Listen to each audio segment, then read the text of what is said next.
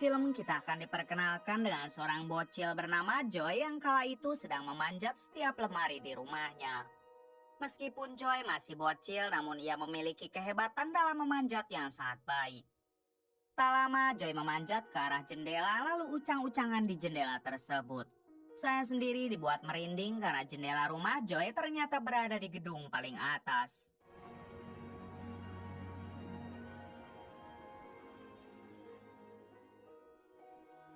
20 tahun kemudian terlihat Joy yang baru bangun dari tidurnya dan ia pun langsung terburu-buru untuk berangkat bekerja. Di tengah kesibukannya itu, tiba-tiba Joy mendapat panggilan dari sang adik.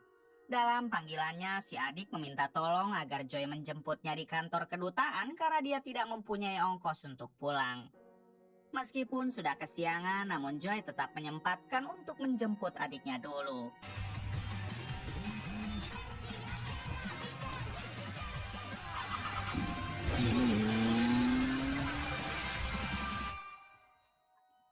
Setibanya di kantor kedutaan, ini dia adik Joy yang bernama Michael. Diberitahu kalau sudah 15 tahun Michael tinggal di Afrika dan baru sekarang ia pulang lagi ke London.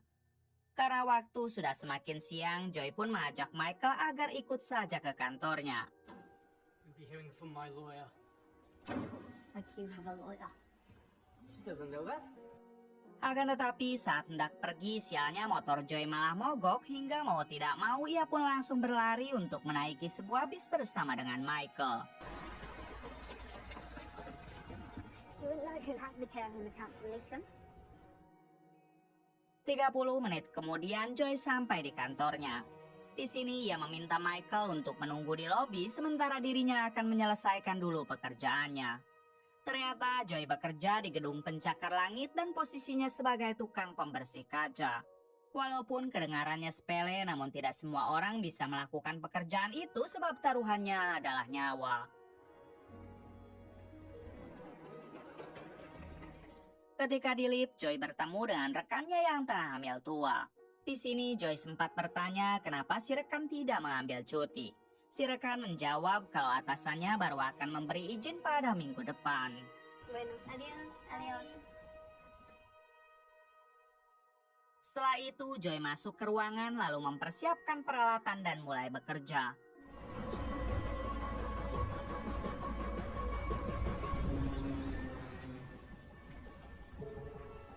Meskipun Joy harus bergelantung di gedung pencakar langit, tapi terlihat ia sama sekali tidak merasa takut dan sangat profesional.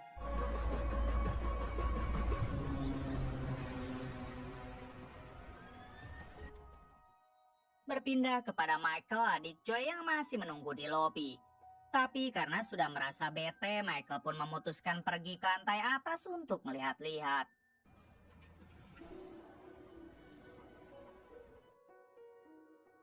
Di sisi lain, kita akan diperlihatkan dengan dua kakak beradik yang merupakan owner dari gedung pencakar langit itu. Kini mereka berdua sedang diwawancara oleh media sebab beberapa jam lagi mereka akan mengadakan acara di gedung tersebut. Acara itu merupakan acara syukuran atas keberhasilan mereka berdua selama ini. Your shareholder gala this evening to celebrate. Thank you for joining me. Pleasure. Absolutely. Kembali kepada Joy yang kini masih sedang fokus bekerja membersihkan kaca. Terlihat Joy yang tidak sendiri melainkan ditemani oleh satu teman lelakinya. Di sini mereka berdua sempat mengobrol membicarakan acara yang sebentar lagi akan dimulai oleh sang owner kakak beradik. Dan oleh sebab itulah mereka harus segera menyelesaikan pekerjaannya. Pada akhirnya Joy memerintahkan si teman untuk berpencar supaya pekerjaan mereka cepat selesai sebelum acara dimulai. You gotta enjoy these moments, Joey. Now he's like, Right, I'm done. Have a good one, yeah?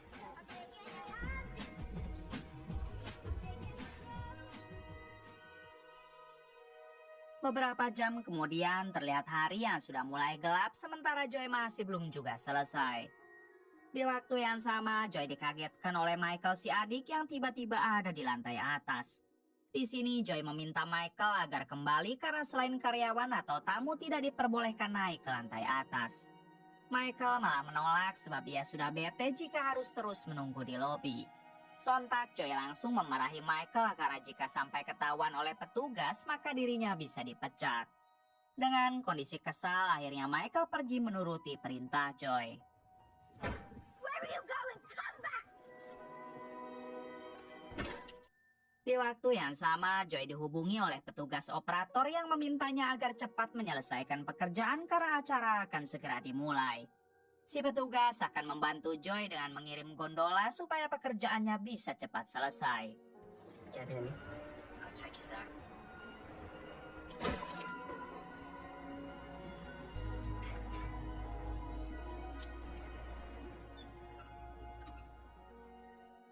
Adegan berpindah ke dalam gedung yang mana terlihat acara syukuran akan segera dimulai. Para tamu undangan sudah pada hadir termasuk dengan seluruh keluarga si kakak beradik yang merupakan ownernya. Si kakak yang diketahui bernama Alex sudah siap dengan jas terbaiknya. Sedangkan si adik yang diketahui bernama Gary malah hendak melakukan anu-anu dulu bersama dengan ani-aninya. Responsibility, trust, which drive our values. Yes, we do have new accountants. Bersamaan dengan itu, datanglah sekelompok orang bertopeng yang langsung masuk ke dalam gedung. Mereka semua rupanya sudah bekerja sama dengan penjaga di bawah hingga dengan mudah mereka dapat masuk ke dalam.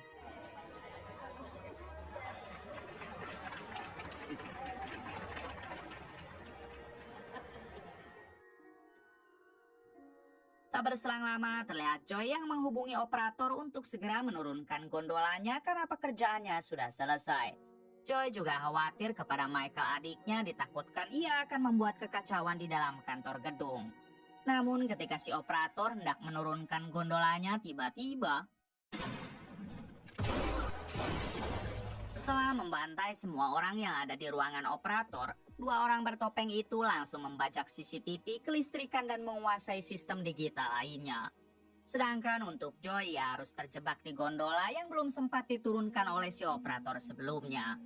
Joy sempat menghubungi lagi si operator beberapa kali namun tidak diangkat karena si operator memang sudah koit. Derek, stop dicking around. And we are in. Di ruangan lain terlihat Alex si owner yang baru akan berpidato untuk memulai acara. Namun tiba-tiba kelompok bertopeng itu masuk ke dalam dan melempar gas yang membuat semua orang menjadi sesak napas.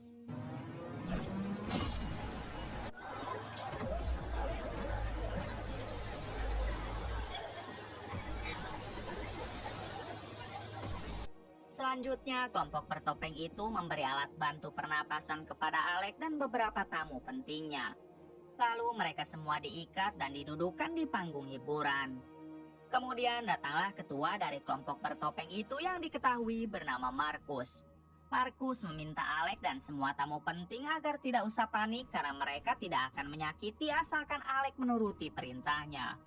Lalu Markus baru sadar kalau Gary, adik kandung Alex, tidak berada di sana hingga ia pun langsung menanyakan kepada Alex.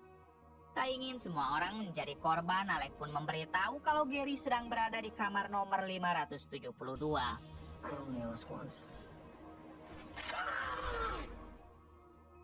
Berpindah kepada Joy yang merasa janggal kenapa si operator tidak bisa dihubungi dan alat gondolanya tidak berfungsi. Dengan cepat Joy berusaha memanjat tali secara manual untuk bisa naik ke lantai paling atas.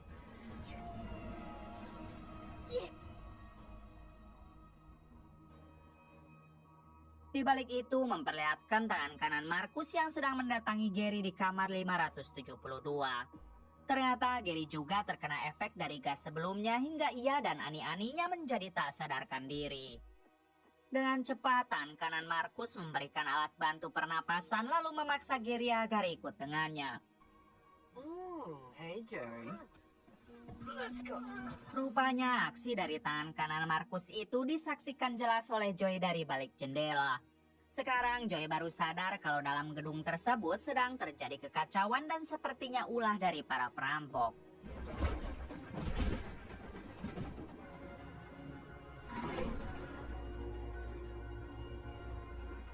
Joy sempat berteriak meminta bantuan kepada orang-orang yang di bawah sana. Namun sayang hasilnya nihil mengingat jarak Joy dengan mereka yang begitu jauh.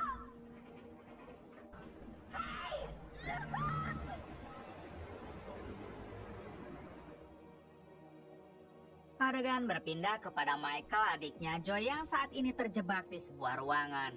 Michael berusaha tetap tenang karena di luar masih ada gas yang dapat membuatnya pingsan. Stay calm, Michael. Joanna needs us. Kembali pada tangan kanan Marcus yang kini membawa Gary berkumpul dengan para sandera lainnya. Make him decent.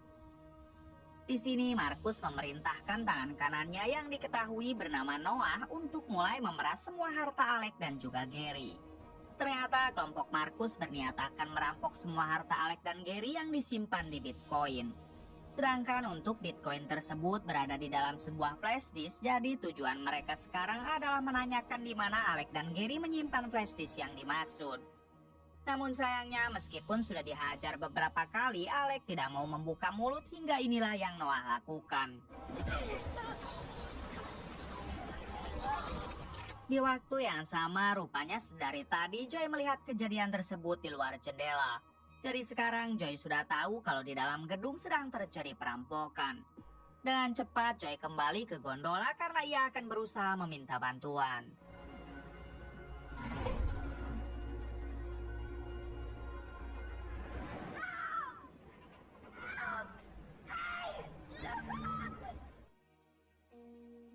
Kembali kepada Marcus yang kini tengah memarahi Noah karena telah menghabisi Alec.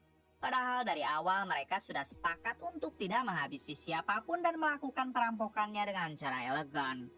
Pada akhirnya Noah meminta maaf dan ia berjanji tidak akan menghabisi siapapun lagi.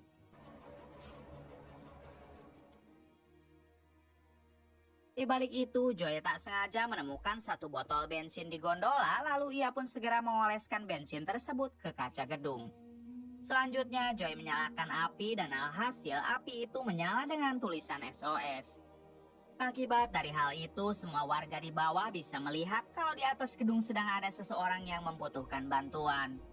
Para warga pun langsung melapor kepada polisi dan sebentar lagi dipastikan akan segera datang. Okay. Anak buah Marcus yang ada di ruangan operator langsung memberi laporan kalau di luar jendela ada tukang pembersih kaca yang berhasil mengundang perhatian. Marcus yang mengetahui hal itu, ia pun langsung memerintahkan Noah agar mengamankan si pembersih kaca tersebut. Di waktu yang sama, Gary malah mencoba kabur ke dalam kamar sebelumnya hingga Marcus dan satu anak buah wanitanya langsung mengejar.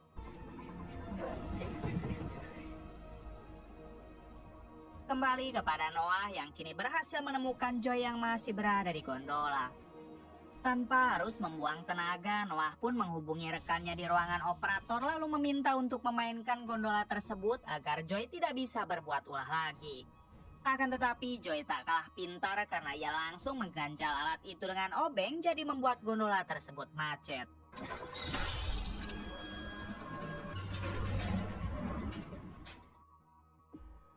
Berpindah kepada Gary yang baru sampai di kamar dan berusaha menghubungi polisi. Namun sebelum itu terjadi, sialnya Marcus dan satu anak buahnya berhasil masuk lalu menodong Gary. Marcus memberi satu bogeman kepada Gary dan memintanya agar jangan melawan. Marcus berjanji tidak akan menyakiti siapapun asalkan Gary memberitahu di mana lokasi flash disk berisi Bitcoinnya disimpan. Belum sempat Gary menjawab, tiba-tiba Noah datang dan langsung menodongnya. Marcus meminta Noah agar menurunkan senjata karena mereka tidak harus menghabisi orang lagi. Namun tak disangka inilah yang dilakukan Noah. What is this? A f***ing kid? Setelah Marcus koit, Noah meminta maaf karena sebenarnya dari dulu ia tidak pernah menyukai Marcus. Sekarang Noah lah yang akan menjadi ketua dari kelompok tersebut, jadi ia bebas bisa melakukan apapun.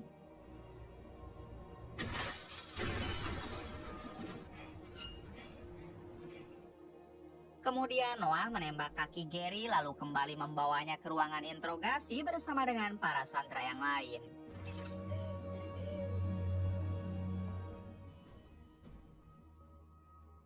Tak berselang lama, para polisi mulai berdatangan setelah mendapat kode SOS dari Joy. Ketika akan menyelamatkan Joy untuk turun dari gondola, sialnya Joy malah terpeleset dan hendak jatuh ke bawah. Dengan tenang, Joy berusaha menghubungi ketua detektif yang ada di TKP dan ternyata mereka sudah saling kenal. Di sini Joy memberitahu yang perlu diselamatkan bukanlah dirinya, melainkan orang-orang yang ada di dalam gedung. Mereka semua sedang disandra oleh sekelompok perampok dan sebaiknya polisi segera melakukan pertolongan. Untuk Joy sendiri, ia masih bisa naik ke lantai atas tanpa bantuan dari tim penyelamat. You mentioned a them.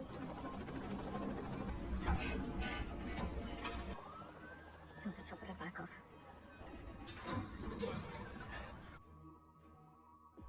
Adegan kembali ke ruangan yang mana terlihat semua sandera sudah dipasangi rompi bom oleh Noah. Semua bom tersebut telah konek ke jam tangan yang dipakai olehnya. Jadi jika sampai urat nadi Noah berhenti, maka otomatis semua bom itu akan meledak. Noah tentu melakukan hal tersebut karena ia tahu kalau posisinya sudah dikepung para polisi. Good to know. Tak lama Noah menghubungi si ketua detektif. Dalam panggilannya itu, Noah menjelaskan kalau polisi jangan coba berani masuk ke dalam atau sampai menggagalkan rencana Noah. Sedetektif menjawab kalau itu sudah menjadi tugasnya untuk memburu para perampok seperti Noah. Barulah di sini Noah menjelaskan bila mana ada polisi yang berani menghabisinya, sudah dipastikan semua gedung ini akan hancur. Noah sudah memasang rompi bom di setiap sandera yang hanya bisa dikonekkan melalui jam tangannya. Bukan hanya itu, Noah juga sudah memasang bom di lantai bawah, jadi jika ada polisi yang berani masuk, dipastikan mereka akan tewas. Si detektif yang tidak percaya begitu saja, ia pun tetap menugaskan satu pasukan untuk masuk, namun inilah yang terjadi.